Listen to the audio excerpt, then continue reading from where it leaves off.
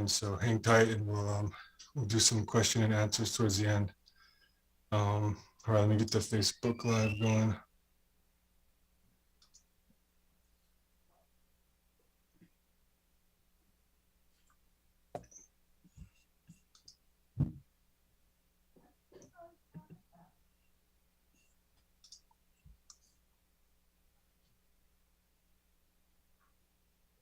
Recording in progress. All right, so we're live now. Well, welcome everybody. Thanks for joining us today for our Oglala Lakota College Artist Talk. Today we have the privilege of talking with Rose B. Simpson, and I'm going to turn it over to Rose here. Welcome, Rose. Thank you, Marty. Thank you for having me, everyone. I'm here in Taboo land in northern New Mexico. Sorry, pictures, because it's much more fun than seeing me.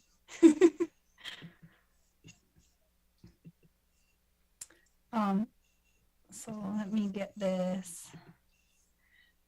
So my name is Rose B. Simpson, and I'm from Santa Clara Pueblo in northern New Mexico. I actually went to school with Marty. All back in the day, not that long ago. But it's good to be here with you in this virtual universe. Where's my, okay. So I changed my slideshow to sort of make it match where I'm kind of thinking, where I am in my journey, what I'm thinking about.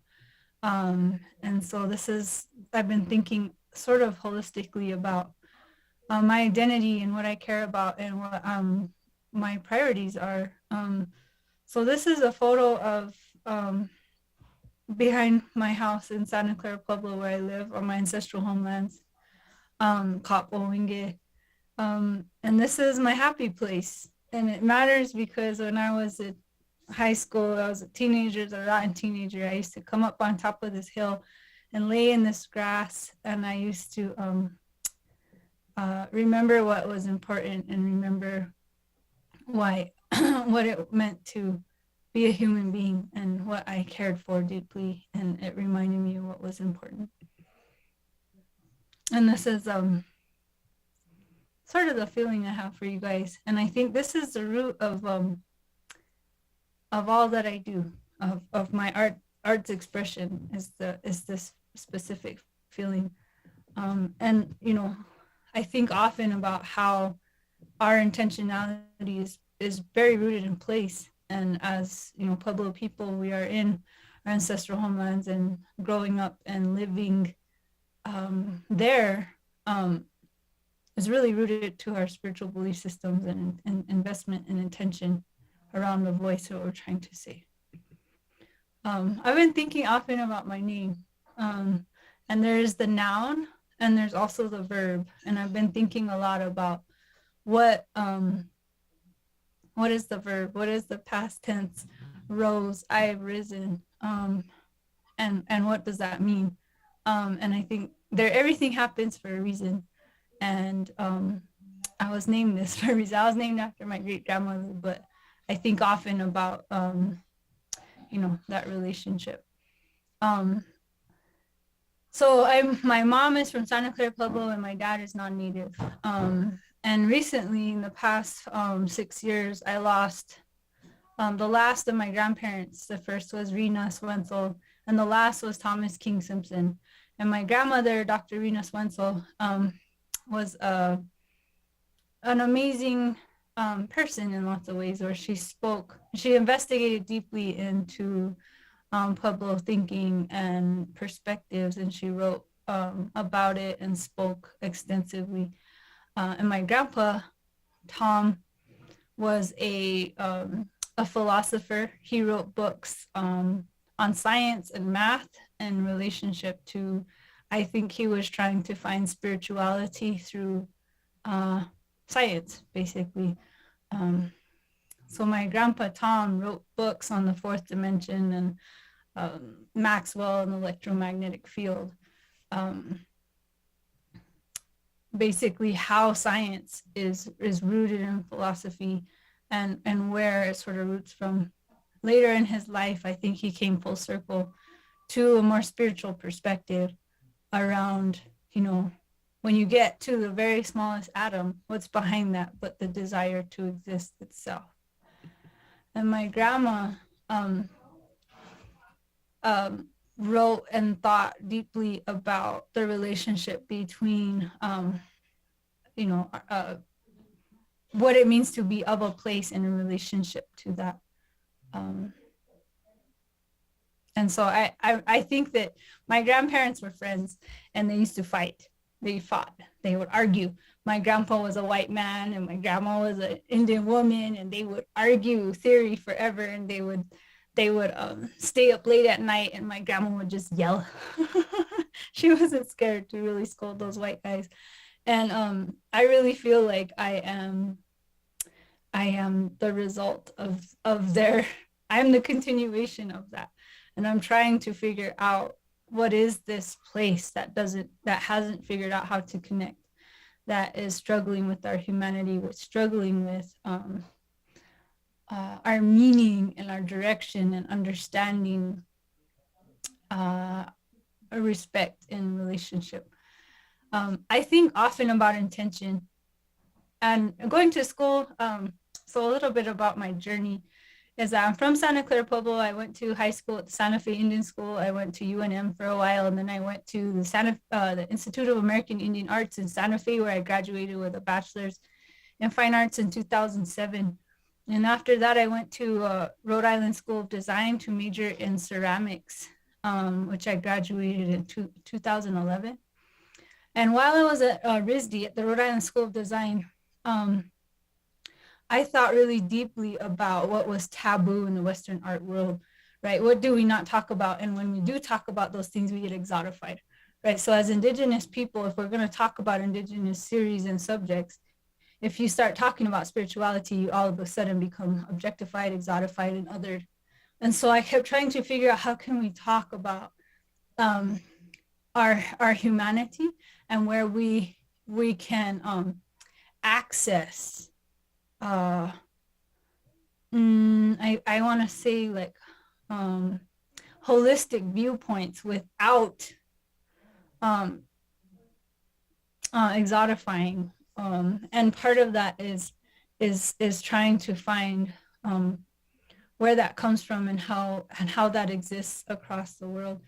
And so here's some of my thinking patterns. So on the left is actually a photo of a ruined wall of an ancestral pueblo and site of my ancestors from Aztec Ruins National Monument in New Mexico. And so this wall would have initially been plastered over with mud, and the blue stones that were set into the wall would not have been seen, but they were there. And our ancestors laid an entire row of blue stones very intentionally that they had brought from far away. And they existed there, but they weren't seen. And so there was intention, but it wasn't obvious, right? The piece on the right is a drawing I did for an event at Chaco Canyon National Monument, where I started thinking about how all those things are connected. The wall and the stones and the balancing of those stones and the structure of our cultures, the sun daggers that put us in alignment with the world. Also, the astrology, the astronomy, and how we're all connected through the nourishment of the fields and the vessel that is our body and our minds and our intention and our spirit. And I also think about how in Western culture, aesthetics has been ripped from life. And so when I was at RISD, I studied relational aesthetics, very specifically aesthetics of the everyday. And I had a wonderful professor who was from Japan, who wrote a book called Everyday Aesthetics, where she talked about how applied aesthetics can work and how aesthetics has been so ripped from our everyday lives in Western culture, aside from, say, design. And I've been really interested in how we can apply aesthetics back into our livelihood. So like this pot that was found in southwestern New Mexico, um, the belief systems, the entire environment was invested into this object that was used for nourishment. And so, understanding that I'm trying to build a very careful language around how do I navigate this experience without exotifying or objectifying. And then I also have the privilege of, this is my mother, Roxanne Swensel. And when she was a kid, she had a speech impediment. And so she would communicate with her mom by making little pieces, little figurative sculptures out of clay to communicate. And so when I was a kid, I watched my mom build figurative ceramics, which was contemporary for my community. But the way in which you move your body to build this work, I learned from watching. And so I was given this language, this visual language, not only through my mother, but the fact that, when I walk the hills behind my house in Santa Clara, and if I find a broken piece of pottery from my ancestors, that could have been one of my grandmas, as the relationship to clay was passed down genetically through my matrilineal side. And now here I am doing this. And when I left the Rhode Island School of Design, I actually went to school for automotive science in Española, New Mexico, which is the town adjacent to my reservation.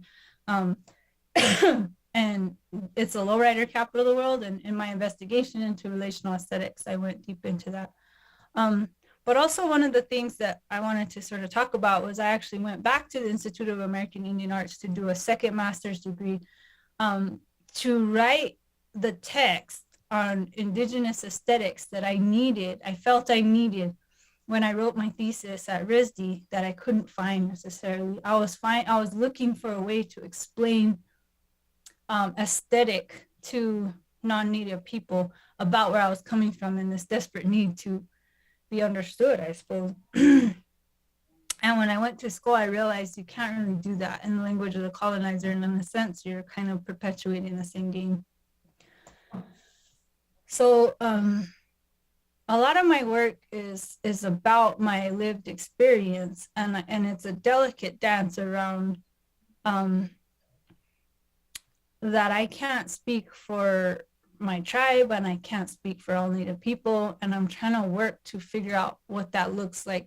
So this is this piece on the right is actually clay tile on a wooden background with mud plaster, and it's in the collection of the Portland Museum of Art.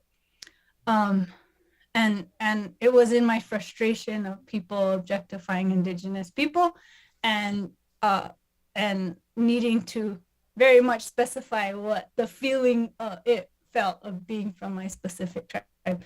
And Santa Clara Pueblo, I'm sure everyone's sort of familiar with our own communities, but we're pretty mean. And I'm actually really grateful about that meanness, that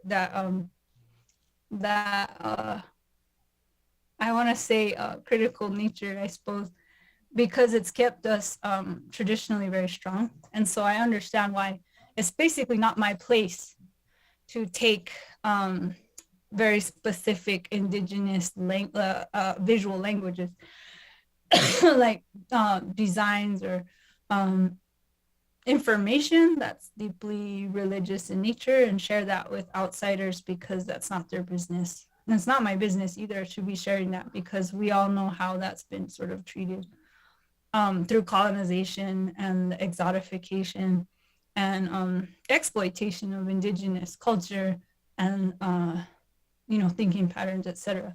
So my sort of job has been to try and look as deeply into myself to find those deeply personal feelings that I can begin to sort of reach across and say, hey, this is how it feels. And if I can get to this point, I can infiltrate potentially harmful environments and start bringing that vulnerability back, because I often wonder what makes us hurt each other. And oftentimes I feel like it is that that lack of awareness, that lack of deep awareness within ourselves. And by finding and looking within myself and finding the things that I might be ashamed of and really sitting with it, and finding beauty in it and turning it into something that is proud of itself, that maybe I can help other people, and myself stop hurting others. And that's the roots of many of our problems now, and the roots of a lot of ancestral abuse and trauma. So while I was in graduate school at the Rhode Island School of Design, I got really interested in how, ideally in undergrad, you're learning how. And in graduate school, the conversation is why. And so I was kind of done with the investigation of how and really interested in why. And so what I started to do was set myself up with parameters and then try and build within those. And one of those was, you can't fix it. You can't go back and fix it. So I figured out that if I threw the clay until it was super thin and then built with that very thin clay, that I had a really small window of opportunity to actually create this piece. The clay was going to be too wet to hold up the next layer of clay that I added, or it would be too dry and I couldn't add more clay. So I had to sort of work within this very specific window, and it made me be very present with that process. And it felt like I was exposing the process to the point where I had to let it be what it was and step back and look at it and say, oh, hello, there you are. And you're not perfect, and I love you. And the hopes that I could see myself in those ways, and that everyone who witnessed my piece would see my own process to identify sort of my becoming, my making of myself, and the roughness and rawness that is, and actually find some beauty. And then also the piece on the right is one of a series. It's life-size bust that's out of slab clay, and then found objects and beads that I made and collected. And I've been really interested in post-apocalyptic theory because of, I'm gonna go back to that slide, because of the relationship that I feel around our human experience of being on the verge of environmental disaster, and also the fact that Indigenous peoples are already in a post-apocalyptic experience where we've already experienced a genocide, and so we're navigating how to exist in a world that is beyond beyond us. And so we're living in that post-apocalypse. And in that, there's actually a freedom. And I went through a phase of being obsessed with post-apocalyptic theory and aesthetic, because I felt like there was a freedom in it. And in that freedom, there was actually a root back to some of those core human aesthetics that I felt like I was looking for. And some of these are, so the piece on the left is of a series that I'm titling Reincarnation. And that one, if I stood next to it, I bet you I'm the same size as it. So it's a larger than life bust. And then the piece on the right is about 7 feet tall, and it's welded metal in the center as it rips apart. And so my work often reflects back into my processes of what I'm trying to understand, and then what it might feel like to be in the process, or hoping to be in the process of evolution within myself, and then trying to demonstrate to myself what where I'm going or what I'm looking for, and what does that, rather than what it looks like on the outside, like what does it feel like to be in that space that I'm looking for, that's beyond specificity, objectification, even gender. Some of it is really back to the process itself being the important part of the making. This piece here is about 5 feet tall, and I actually spent months gluing thousands of little sticks to the clay surface. And then I because of my background in auto body, I'll get back to that, I tinted body filler, also known as Bondo. And then I filled in between the sticks, and then I sanded it all the way down to 1,000 grit. So it was supple and really smooth. And so when you touched it, even though it has this really intense, so this is on the right is a detail of what you see on the base of that figure. And it being this type of threshold, and part of getting through oneself is a very monotonous and almost meditative process. And I believe that process is actually investment into the material. It's my intentionality getting put into that. In Western communities and conversations, you wouldn't ever say the word prayer. But for me, I think that, I am putting my hope, putting my ask, putting my gratitude, and putting my intention investment into these objects, into the tying, into the lashing, all those moments where I'm investing my body's energy into these pieces. I'm asking for something more. I'm asking for change. This piece is larger than life. And this one is kind of interesting because you can see how I'm using mixed media to build height. So this one has a large gear. It's like about 2 feet wide in order to put the head on top. And then I use different clays, and my kiln is only so big, so I often have to figure out how to attach different levels of clay together. And then I also, something fell. I also, it's all dramatic, it fell also. I also use different clay, so you can see that I'm challenging the expectations of the clay by using different clay bodies and putting them together. They might not like each other, they might crack, they might not be okay. And part of it is that I'm not really interested in covering something with a facade, but actually exposing the bones of it in a sense. And then this is an introduction into a series where I was dealing with doubles. So I was making 2 of each concept.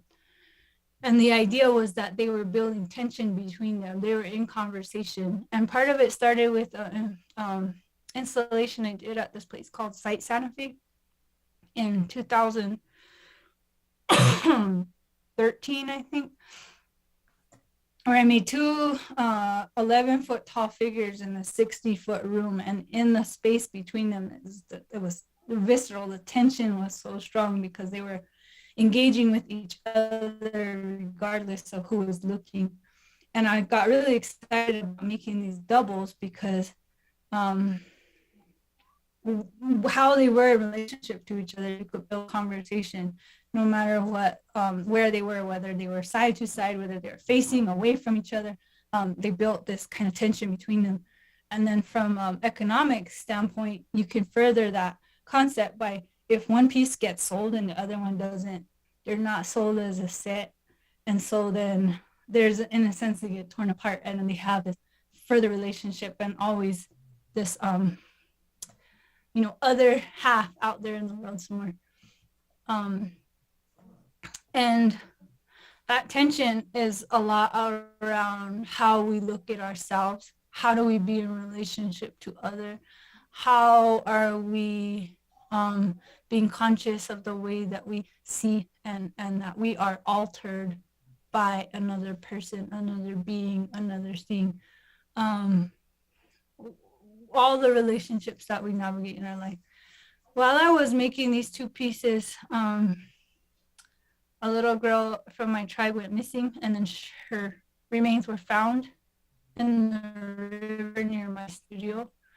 And I was in like real deep sorrow about this. And as I was making this piece, like my heart was totally breaking. And I had this intention of this piece I was making, and it changed entirely. And the beads on the arms were about sort of getting through these dark times, and I ended up putting like this like righteous mohawk of steel plate up and down their backs. And I kept thinking about how I wanted our Indigenous women to be empowered, and how I'm so tired of this story, and how I'm so tired of this loss. And I wanted to put my investment in change and empowerment, and that we can see each other and grow and be strong and change this experience, change this reality. And I ended up taking them down to the river and putting them in the water below where the girl was found. And a lot of what I'm doing right now, a lot of the work that I'm doing right now has a lot to do with finding love for myself, and like a deep acceptance of an aesthetic that's further than surface, that is about what material is and the visceral nature of being in relationship to our planet and to those materials there. And so I've been thinking of things as yummy, right? So if it's aesthetically yummy, what is that like? How can I honor not to make like things that are just pretty based on a Western concept, but also just honoring, instead of this idea of what something will look like how it feels, like, oh, yum, this is good. And what makes that good? What makes that? What part of us are we listening to make it? And so like this piece, I've been saving these beads for a long time. So I'm like a kind of a hoarder. Like I have all these huge collections of rusty metal and stuff just because I think it's beautiful. And I had these beads, they're wood, but they look kind of blue. And I had hung on to them for a long time. And I ended up thinking, like, how can I honor this this beautiful thing that I find just deliciously wonderful? And in that, like, can we portray an experience of being that's not in a state of self-hatred or shame or fear, or a lot of those ugly places that we tend to go. And so I ended up making this piece out of this clay that's a porcelainous stoneware. And I dug into it and I inlaid a real groggy sculpture body. And I was expecting those yellow stars to crack all the pieces. And I can pull it out of the kiln and it had worked out. And there was something like, when it was validating to me, like when the investment is in a consciousness of a lived aesthetic, then it validates itself. So this photo on the right is actually of my mother's pot. So my mom was making pots, and I walked over to her house, and she was for some reason they were out in the dirt. I think she was sanding them, it looks like. And I had to take this picture of them because they looked like they were breathing. They felt like they very clearly felt like these lungs that were kind of inhaling, and they had these mouths that were breathing. And I think often about the fact that my pieces are vessels, and they're basically clay pots, right? Because they're hollow. And then their eyes are these empty spaces that they're full of nothing, but that's only if you believe that's nothing, right? And that I think often about the intention that goes in there. I also think about the lack of accountability that American Western culture has sort of made prevalent, and the fact that we sort of live like a bunch of bratty 2-year-olds in this world, and that is what's perpetuated, and that we forget that we're being watched. We forget that there's so many forces beyond humans that are holding us accountable. And I think when we forget that we're being watched, we tend to be very entitled and unconscious. And so I like to make these pieces and be like, hey, we're being watched. You're being watched. Like, how are you act now that you're being watched, right? And part of it is my own self to remember that, but also that remembrance of the volume of the unseen. So when I was in graduate school at RISD, I studied performance art very intensely because I was still trying to put into words Indigenous aesthetics, which I felt was so place-based, life-based, and applied to all things. And so instead of a performance piece where, I'll back up once. Instead of a performance piece where you say, okay, basically like, okay, right now isn't art. Okay, now this is art. And what you're seeing is me doing a performance of Rose doing something, right? Now it's not anymore. And thinking about like everything we do is actually an arts experience, and there's no word for art in Tewa. And so the idea of art is separate from life is very Western.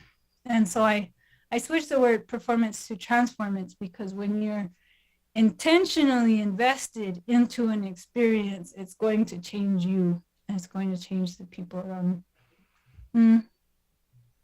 So when I came home to Española, to Santa Clara Pueblo, which is adjacent to Española, so my mom on the right and my nephews on the left, I basically, everybody was like, we're going to go to New York and get famous. And I was like, I'm going to go home and grow some food and remember that capitalism and Western culture doesn't really have a, as long as they have power over me, then I give away my power. And true sovereignty is sustainability.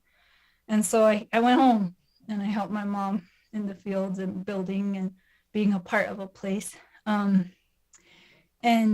had this 1985 Chevy El Camino that was for sale on the side of the road, and I wanted the drivetrain for another project.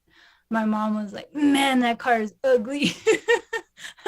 I was like, yeah, but it's all right. I was gonna fix the frame because I went to school for automotive science and auto body, so I was working on, like, that tailgate was totally smashed, and so I did all the body work on it. And then one day we were gonna go harvest, and she said, let's use that ugly thing. Because it's a low bed and the little kids could reach in and we could do our harvest. So when we pulled the car out and we looked at some of this harvest, I realized that this car was a vessel. It was even the shape, the rounded back window was almost like the shape of a pot. And so I decided to basically paint it like a pot. And this is me getting buddies to help me. I like the fact that a lot of women worked on this car, and to do this, it's a lot of blood, sweat, and tears to do auto body. And that car has been touched front to back, inside and out. I've had a lot of energetic investment in this piece of art. And so the idea was to paint it like our traditional pottery. Since I'm not a traditional potter, this is about as close as I'm going to get. So I painted it a satin. It's a hot rod black, which is a satin. And then I tape, what you see here in green is actually a masking tape. And then I was in school and my teacher was like, that's not going to work. No one's ever thrown a clear over a satin. And what I was trying to get was a black on blacks, like Maria Martinez pottery, our traditional pottery. So I taped off the pattern, and then I threw the gloss clear. When I pulled it off, it did what I wanted it to do. And it became that vessel. It was, it looked like that pot that I was trying to, empowered nourishment thing that I had wanted to experience. This aesthetic of the everyday that's no longer just an appliance to get you from point A to point B, but when you get in it, it's an aesthetic experience, and you're very highly conscious of the fact that you're moving. And then I used this car for transformance there in Denver. I did at the Denver Art Museum. I did a residency there in 2014, and we ended up taking up the street. And behind the back seat is this big space that would be for the spare tire, and I filled it with speakers, so subwoofers. And then I had a heartbeat playing, and I drove. And then I had a bunch of women and genderqueer people dress up in post-apocalyptic. At the time, what I was thinking was like post-apocalyptic sort of outfits and taking up space. And the car has sort of evolved, and now she has a cowl induction hood and different rims, and she's, always, I don't think a car is ever done. There's always something you can do, and something that breaks you gotta fix.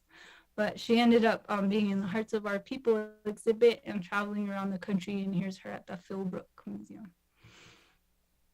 And here's one of the examples of taking up space. The first few times I did these transformances, I would dress up everybody and then hide in the back and look out like, how's it going? And then I realized that I had to participate in order to feel that intensity of that experience.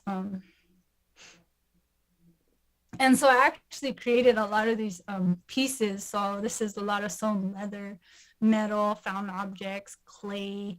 Some of it is for sound. My friend Rizal Banali on the left there is holding this like piece with all these clay beads, and when you shake it, it would rattle the clay. And then their outfits were kind of made based on sort of what they requested, based on their ancestry and what they felt was empowering. And in November, I did another piece that was in deep collaboration. It was the first time that I sort of invested a collaborative approach with the transformant. So basically, we had the prerequisites, like this is the boundary, what we're going to do, and then how do we collaborate. Because I wasn't on my ancestral homelands. This is in Las Vegas, Nevada, and Southern Paiute land, and I was working with a woman named Fawn Douglas and her small community, arts community that she's building, which was really amazing. And I went for some time, and we all worked together to create it and make it what it was, and including where we were going to go, what that looked like, how that investment, what empowerment looked like, which was really interesting because since I became a mother, it took less of a masculine feel for me, and I feel like I have a lot more like faith or investment in what empowerment looks like for a woman or a female presenting person. And everyone got to work on their outfits, and we walked down a main street in Las Vegas to a silent rhythm, and then it sort of took up space in this very, very slow and meditative consciousness that I felt was probably one of the more powerful things I've ever done in my life. I also took a card out, and it was so cool because I took it as like, we're going to take this 64 Riviera. If we need to use it for this, it'll be there. And what was so cool about it was that we walk right past it. And it was like, yeah, but we don't need this. Like it's cool and all that, but it's like, we're beyond that at this point. Our empowerment is not dependent on anything else but ourselves. So some of my recent projects, I did a large installation at the Nevada Museum of Art in Reno, where I made 4 big clay beings that were rising up from the ground in collaboration with the Art and Environment Conference Series. And this is me in the studio. And I have this pretty small space, and it's kind of fun to just like be in like this, in this little forest of beings. And this is them finished. And I called them ground beings, and on their heads are pots that have earth from the museum grounds. So the conversation, the focus of the conversation is place. And on the wall, there are 100 photographs of me in relationship to my own space. So my home, my hills, my place in Santa Clara, the places that I love, and this very, very conscious relationship to that place. And then the bowl in the center of the room was also filled with earth. And the idea is that we need to really have this conversation, and the beings of the earth are asking us to question this and asking us to be aware of our relationship and how we might be mistreating that. Another large project I did was 4 8-foot tall clay figures that were set in windows at Savannah College of Art and Design. They call these their, I can't remember. They're on the sidewalk outside their museum. And so I created these pieces for this space. There's those 4 of these spaces, and I had this opportunity to make an installation for this. And I asked them, I was like, can I make the piece lean against the glass? And they were like, yeah, sure. And so I actually made these pieces stand on 2 small points. And all this like sort of vast expanse of clay is leaning their foreheads against the glass. And I didn't fully understand how tenuous that would feel. When I was making it, it was terrifying because it's clay and it can always fall over and break. But I kept thinking about this piece is called Countdown. And I kept thinking about that tenuousness and that relationship of fragile materials. But then also like there was this cool grid of the glass, and I got to tint the four corners to make a star. So it was like that guidance and that investment. And then I did these 4 foot by 4 foot steel plates that had these designs cut in them. And then I did vinyl prints on the window exterior. So when the sun would hit it, it would make a shadow and try and find right place. So it's like this tenuous waiting to break through to where we are meant to go. And it was strange because I feel like the conversation is a bit about faith as well. That installation is over, and 3 of the pieces are now installed at Mass MoCA in outside of Albany, New York, or Massachusetts, alongside a photo of the car. And in this piece, these 3 pieces are leaning against a post in the center of the room, and it provides a cool opportunity to talk about how, you can use these elements and then build new ways of having them sort of build conversation with each other. Again, like that tension between pieces. So cool to make 2 or 3 or 4 and then use them almost like Legos to figure out how they fit together and how you can build that expression. I had a teacher at RISD, Linda Sorman, and she was really she's really animated and excited about building, but she was always excited about collecting and then pulling things together. So whenever I work in the studio, I'm making beads and I'm making parts, and I have these drawers that are like full of all these things that I made. And when the pieces are ready to get dressed, like are they ready to go out, they're getting ready for their going out, I sort of ask them like, what do you want? What do you need? And so I love this feeling of testing. You pull something out and you go, is this for you? And you go, no, it's not. How about this one? How does that feel? But you have to hear, you're listening to something else, This is a project that's going to be 12 9-foot tall figures that are cast in concrete. And I had to make 3 originals with a chainsaw. So me and some buds like chainsawed for like a week straight to make these originals that then they will cast in concrete and be placed outside. And they're going to be about 15 minutes from Mass MoCA and Massachusetts as well. And these pieces are also about being watched. So it's another sort of accountability thing, but they'll also be wearing these big necklaces. So I've been working on this. And then I always say, to what end? Why? And one of the biggest things that's happened to me is I've become a mom. And when I was younger, I was told I could not be a parent. So I lived in sort of this nihilistic way where I felt like, no, humans are going to die, so let's just all burn it down to the ground and just go down in a ball of flames. And then becoming a parent, I had this deep investment in the future. And so now I feel like I'm navigating what that means, what that looks like, how to be a teacher to my child, how to work to create a world that I want her to be in, how to demonstrate self-consciousness and self-awareness and self-love so that she won't have some of the issues that I have had in my life trying to figure myself out. And then the piece on the right is called Cairn, and it's the idea of trying to balance and then show the way through balance. And just the engineering, that piece is clay, and I actually have a metal rod that runs through, so they are like beads and they sit on it. And then this one is it really is about, we can only see so far, right? We can only see what we see, and sometimes when we're not humble, we think we know more, but actually we can lift others up to see more, and from their perspective, we can grow and be stronger and have a better future for everyone.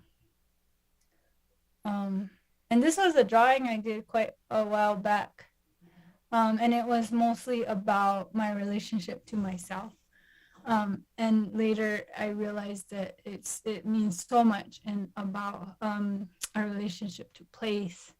Even the fact that she's not adorned, that our values are shifting to be of a more conscious and simple place that I think we're all working towards. And if we don't go there, into questioning a lot of things that we think is truth, that we can really get lost, and that we're facing some big changes. And I think now is the time that we can, educate ourselves. The more we watch, the more we listen, the more we hear outside of ourselves and deep within ourselves, the better choices we'll make in our lives. And I guess that's those are my thoughts. So let's see, what time is it? I didn't leave too much time, but maybe we can take some questions, Marty. Yeah. So I want to open it up to people on our Zoom meeting. If you guys have any questions, now's the time to ask.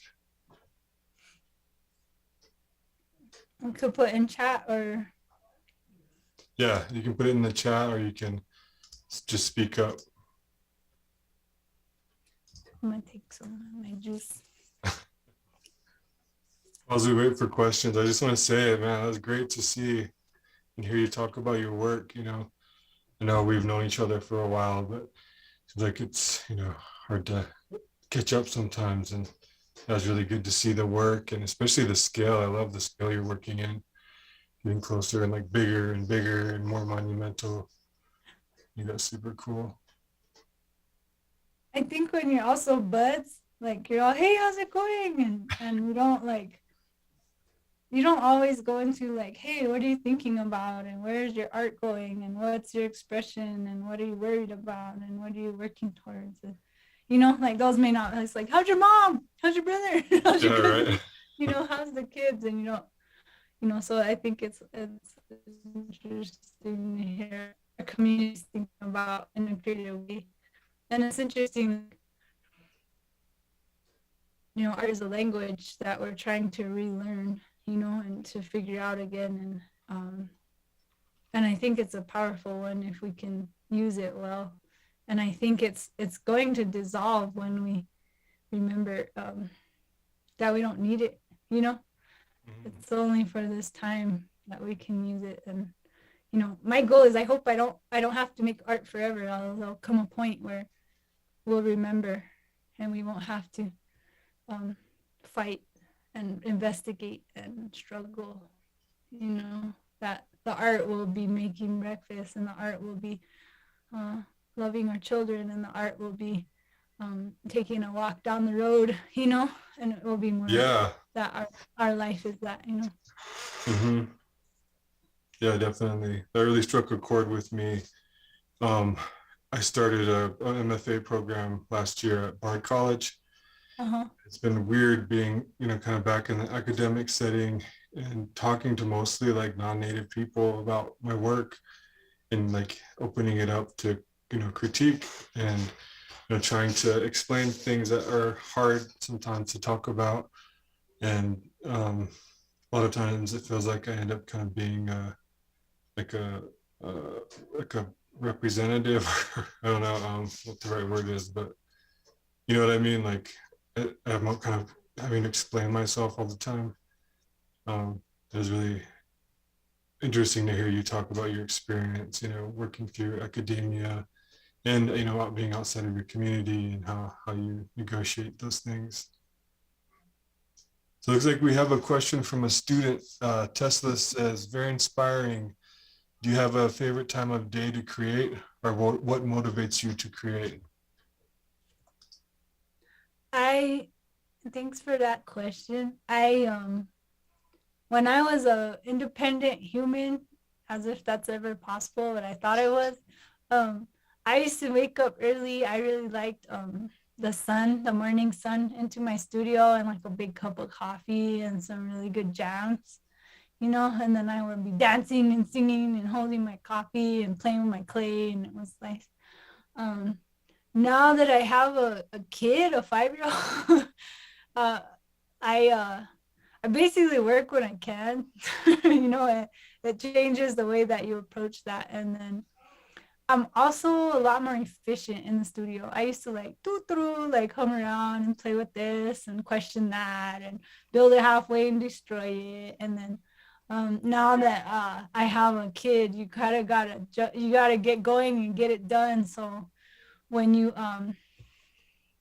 when you're like when you have that idea, you only have so much time to get it done. And so as an only parent, like I have not had a lot of time away from my kid, and it's only so long you can entertain her while you can just get it done. So that's changed. I think that's changed my process, but I actually think it's been good because I don't mess around as much. I get to the point, which is I guess where I'm at, and that I feel like I'm a lot more efficient than I used to be. And then what motivates me to create, I always think about I think about spirituality and philosophy and psychology. And when I read, I like to read like like psychological theory or channeled text. And I think often about the importance of deep internal work and deep self-reflection and challenging things. I listen to podcasts, and I have hard experiences in my days, and so I reflect on those, like, why did that happen? How is this part of my journey to be a bigger, stronger, healthier person? Because everything that's happening to me, there's a reason. I truly believe there's a reason. And so how can I look at things through the vision of opportunity, right? So like challenges are an opportunity. And so, I think that's incredibly motivational. Not only that, but in times I think like we're navigating a lot of really hard times and difficult social situations. And I think oftentimes like my clay and my expression and my relationship to my practice is a place where I feel like I can be in control and I can speak what I feel is my truth. And I feel,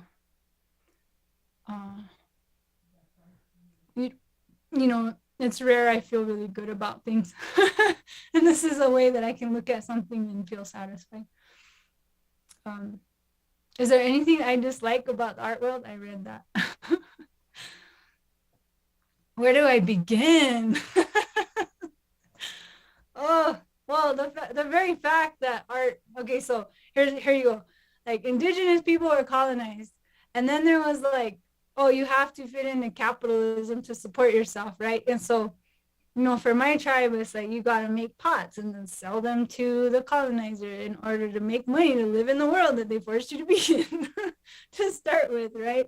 And so the fact that there is an art world or an art market that's aside from like our lived experience to start with is so inhuman or unhealthy, I think, to start with, right? And I think, okay, we can challenge that, okay, because not everyone has access to the creative expression and something that is healthy for our spirituality. But I also blame that on colonization.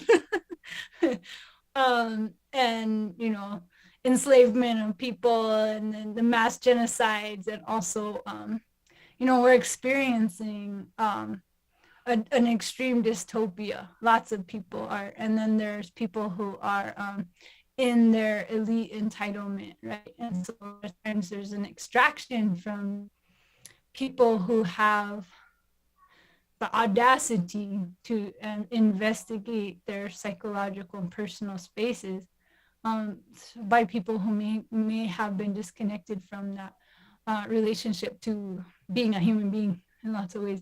And I think oftentimes I think about, the people that can buy art are often, like maybe the people that need it the most, because their lives are lacking in some sort of creative innovation, um, uh, I really am frustrated with like exploitation of indigenous people.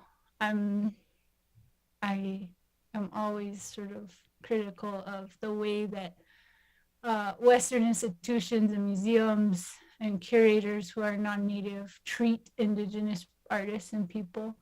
And I didn't know that was even a thing until I had experiences outside of the native art world. I was like, you mean you could get treated better than how native people are treated?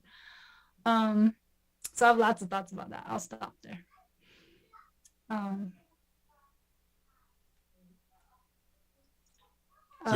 One more question. You talk about wanting to communicate to non-natives about natives' lived experience. Have you changed a mind or gotten someone to have a deeper understanding of native issues through your art?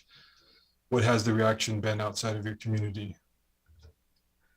So my experience about trying to explain to non-natives about how natives are, about like the native experience, has only turned into either saviorism or exploitation. And so I had to, I had so many experiences where I was just like flabbergasted at their spots. Like, are you kidding me right now? So I had to, and I also think that a lot of non-native communities think that one native person speaks for all native people. And I think that's also, the idea of pan-indigeneity is problematic. Anything that simplifies any kind of experience. And so in that frustration of trying to communicate, I had to back up and back up and back up and be like, okay, how can I get this person in their feels? Because it's like, how do I get them uncomfortable enough to start looking at their own lived experience, so that they can begin to look at other people without judgment or any kind of entitlement. And so I don't think I have the answer yet fully, but I'm trying. And, I talk differently about my work to different people, because a lot of times if I'm speaking to non-natives, like only non-native audiences, I try and keep it. I don't really want to give them a lot of information that's not really their business. I want to keep it really around the psychological relationship to themselves, and hoping that in that I can, well, hey, look, I'm a white passing person of color, and I can look at the places that I might be racist and horrible, like, and entitled in interspaces because I have privilege. Can you? In a sense, like, I want to lead through example, and I think it's really hard to tell somebody how to be or what to do if you can't do it yourself. And part of it is like, how can I look at how I'm holding ancestral pain, and how is that keeping me from, in a sense, my greatness and my power? And how am I holding myself accountable to navigate that so that I don't traumatize and hurt other people around me? And I'm not perfect. I mess up a lot, and it's hard to be in a position of access and voice, and I think all of my art is about, I am a mess and I'm trying to love myself, and I'm trying to find how to love myself and be in a space that feels respectful to myself and other people. And can you too? Like, if I can do this really hard work, then maybe we all can, and stop like being awful to each other and ourselves. Does that answer that question? I don't know if it did. Very powerful words. Thank you. Well, thank you for all hanging out and listening. I appreciate that. And,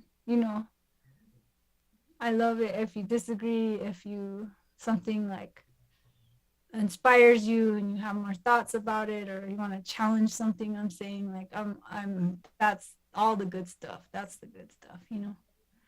And that's what makes us a big community.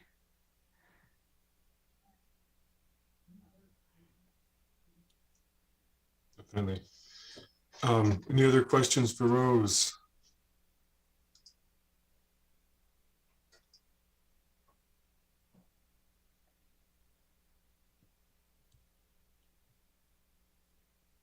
All right. Well, I guess I have one more question for you before we wrap up.